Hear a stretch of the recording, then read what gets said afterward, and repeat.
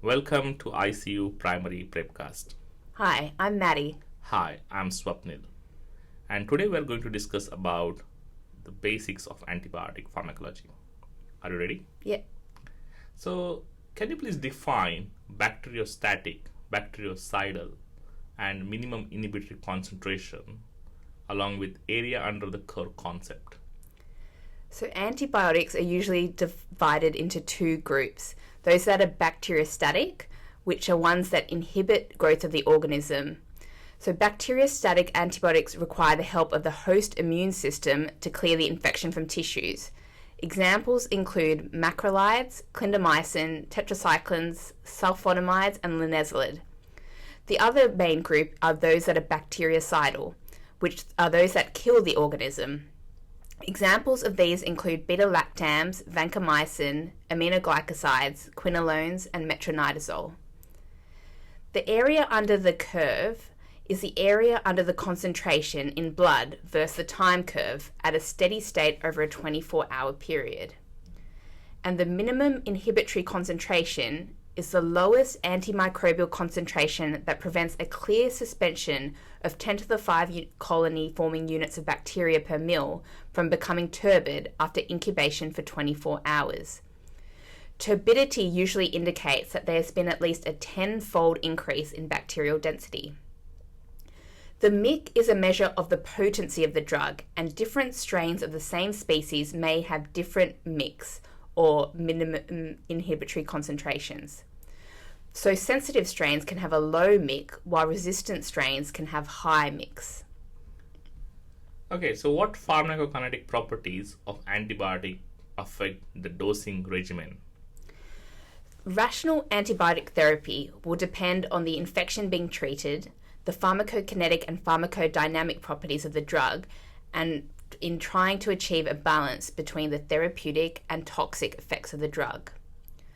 The pharmacokinetic properties that affect a dosing regime include those that affect the absorption, administration, distribution, metabolism, and elimination. In terms of the absorption, bioavailability, which is the percentage of the drug's dose which reaches the systemic circulation of the antibiotic, will determine its dose and route of administration. Drugs such as linezolid and doxycycline have similar oral and IV bioavailabilities and similar doses because of the high bioavailability. Most antibiotics are absorbed from the intestine by diffusion, therefore absorption is improved if the drug is lipophilic. Generally, drugs are better absorbed in the small intestine, therefore faster gastric emptying usually results in faster and higher plasma drug concentration. Food delays gastric emptying, so may lower bioavailability. However, some antibiotics such as nitrofurantoin have increased bioavailability in the presence of food, whereas those such as penicillin G has increased bioavailability when fasting. In terms of the administration, most antibiotics are administered either orally or intravenously. Peak plasma levels will be highest after bolus IV administration because the duration of infusion is too short for significant distribution or elimination of the antibiotic to occur.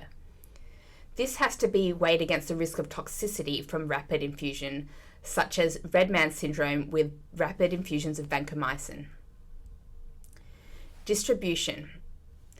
In terms of the protein binding, only the non-protein bound or free drug is microbiologically active. Therefore, the dose will depend on the extent of protein binding. Volume of distribution. If the drug's volume of distribution exceeds total body water, greater than 0.6 litres per kilo, it is likely also distributed into some of the intracellular fluid. Therefore, plasma concentrations are lower. And finally, distribution to the target organ. It is also the drug exposure at the site of infection that is responsible for antimicrobial effect. Therefore, the extent of penetration of the antibiotic to the target organ is important in considering which antibiotic and what dose to use.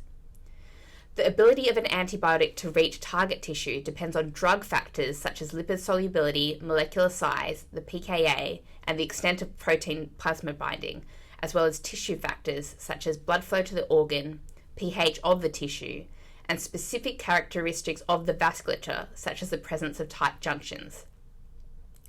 Drugs such as metronidazole are more lipid-soluble, therefore can cross non-fenestrated capillaries better than water-soluble drugs. In terms of the metabolic factors that can affect the dosing of antibiotics, the rate and route of metabolism will affect the required dose. Similarly, with elimination, the rate of elimination and half-life of an antibiotic will be one of the determinants of the required dose and the dosing interval, as it will affect the time spent above the minimum inhibitory concentration. That's a very comprehensive answer. Now let's move into another very important concept that every ICU trainee needs to understand before they prescribe antibiotics. Can you please classify the pharmacodynamic characteristics of antibiotics which affect the bacterial clearance? Antibiotics can be classified into 3 classes based on their in vitro pharmacodynamic drug effects. These 3 classes are concentration-dependent killing, time-dependent killing, and area under the curve on Mick ratio. The dosing strategy will vary depending on which of these 3 classes the antibiotic falls into. So firstly, let's think about concentration-dependent killing. The rate and extent of bactericidal activity is increased with increased drug concentrations, which is determined by the Cmax. The rate of bactericidal activity is maximal at the peak concentration of the drug.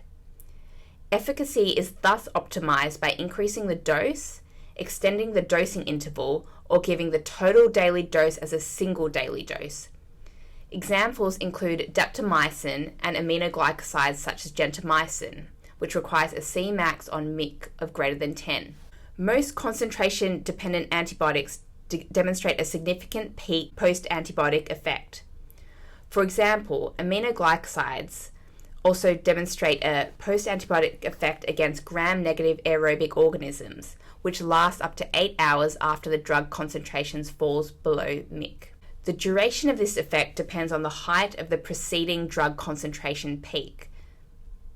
The second group are those that are time-dependent killers. So bacterial activity for this group continues as long as serum concentrations are above the minimum inhibitory concentration. Increased concentration levels do not generally enhance bacterial killing. Examples in these groups include beta-lactams. Therefore, the killing is optimized when the free drug concentrations exceed Mick for a certain percentage of the dosing interval. For example, with penicillins, this is usually when the free drug concentration is greater than the Mick for 50% of the time, whereas for cephalosporins this is 50 to 70% of the time, and for carbapenems this is 30 to 40%. The time spent where the concentration of free drug is greater than the Mick is greater for maximal killing of gram-negative bacteria than that is required for killing of gram-positive organisms.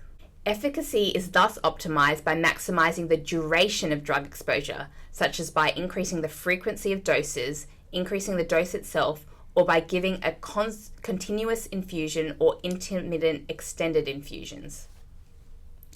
The final group are the area under the curve on Mick ratio.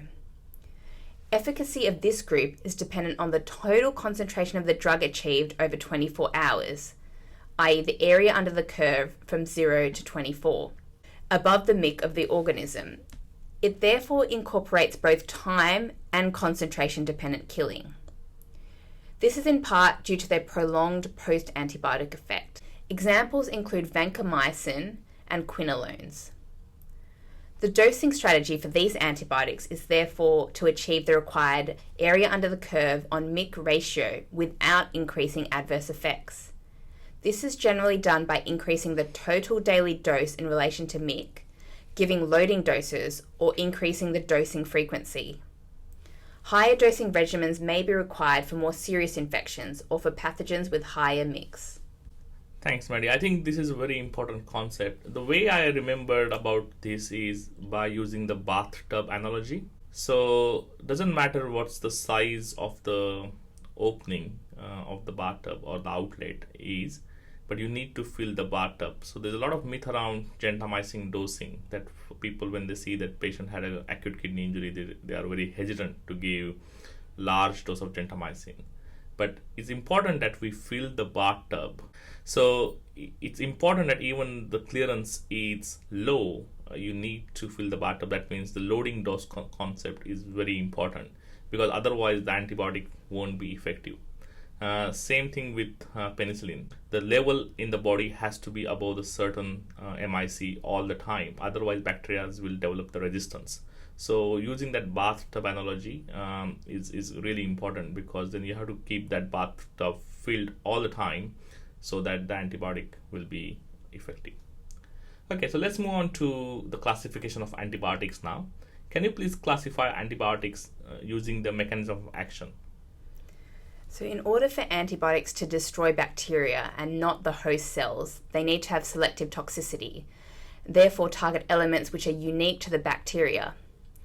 These targets include the bacterial cell wall, the cell membrane, ribosomes, metabolic pathways, and nucleic acids. So antibiotics can work by 5 main mechanisms. The first one is by inhibiting cell wall synthesis or configuration. Cell walls are not present in mammalian cells, whereas most bacterial cells have walls which contain peptidoglycans. Therefore, some antibiotics act by disrupting the synthesis and or the integrity of the cell wall, often by interfering with the formation of peptidoglycans. Examples of these include beta-lactams and vancomycin. The second group of antibiotics are those that inhibit the cell membrane function. The bacterial cell membrane is a phospholipid bilayer but lacks sterols and cytoplasmic bridges, unlike human cell membranes. Examples of antibiotics that work via this mechanism are daptomycin and polymyxin. The third group are those that work by inhibiting protein synthesis. Bacterial ribosomes differ physically from human ribosomes and contain 30S and 50S subunits as opposed to 40S and 60S subunits in humans.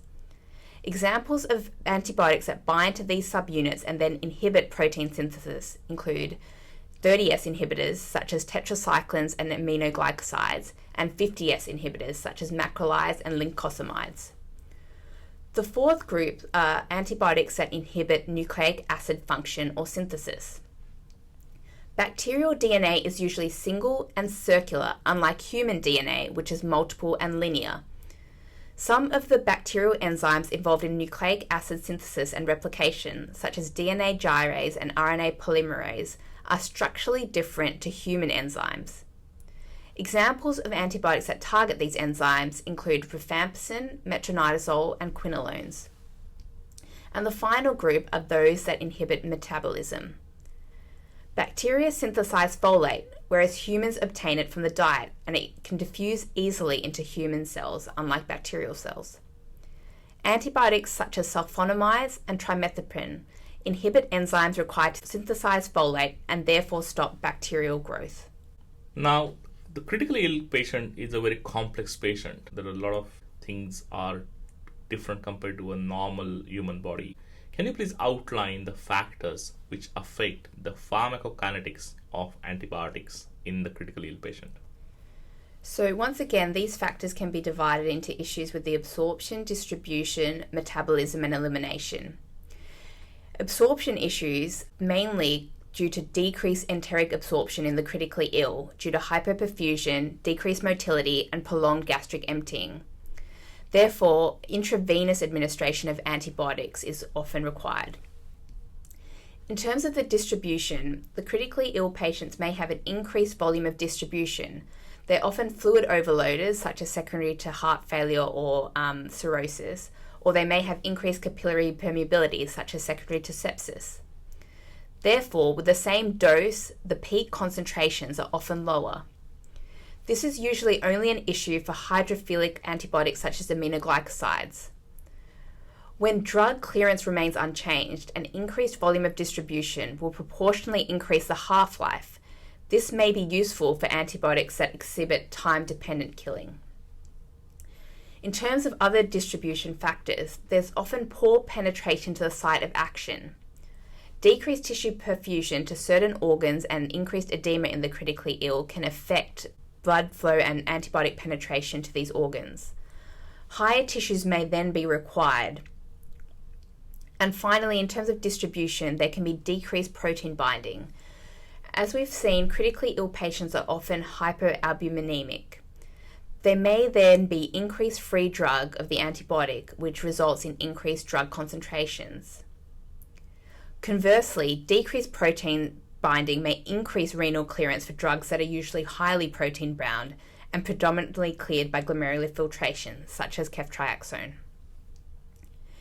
Issues with metabolism include issues with hepatic impairment and hepatic clearance, which may decrease metabolism and the clearance of the drug. Paradoxically, some patients may have increased hepatic clearance due to hyperdynamic circulation, such as in sepsis, and increased hepatic blood flow, or due to drug interactions causing enzyme inductions. Patients may also have decreased overall metabolism, such as the critically ill patients that are hypothermic. In terms of the elimination, renal impairment is very common in the critically ill and can result in decreased renal clearance of the antibiotic. However, increased renal blood flow or renal replacement therapy may decrease the antibiotic half-life and increase renal clearance. This may decrease the efficacy of antibiotics having time-dependent kill characteristics, but would have limited effect on those with concentration-dependent killing.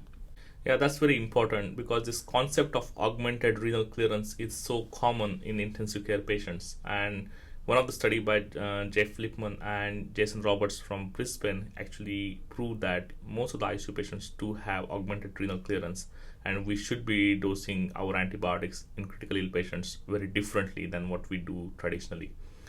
So let's move on to the global problem that we are facing at the moment, that is the antibiotic resistance. Can you please list the mechanism of antibiotic resistance and give an example of each? Sure. So antibiotic resistance can be divided into two main mechanisms. Number one is reduced ability of the antibiotic to reach its target site, and number two is by alteration or bypassing the target proteins of the antibiotic. So in terms of the reduced ability of antibiotics to reach its target site, this can be via several different mechanisms. Modification of porin channels can reduce the uptake of certain antibiotics, such as carbapenem resistance in Pseudomonas aeruginosa. It can be because of enhanced export of antibiotic by efflux pumps, such as ATP binding cassette transporters, which confer Plasmodium falciparum resistance to most anti-malarial drugs. Or finally, inactivation of the agent via modification or degradation, such as beta-lactamase, which destroy the beta-lactam ring of penicillins.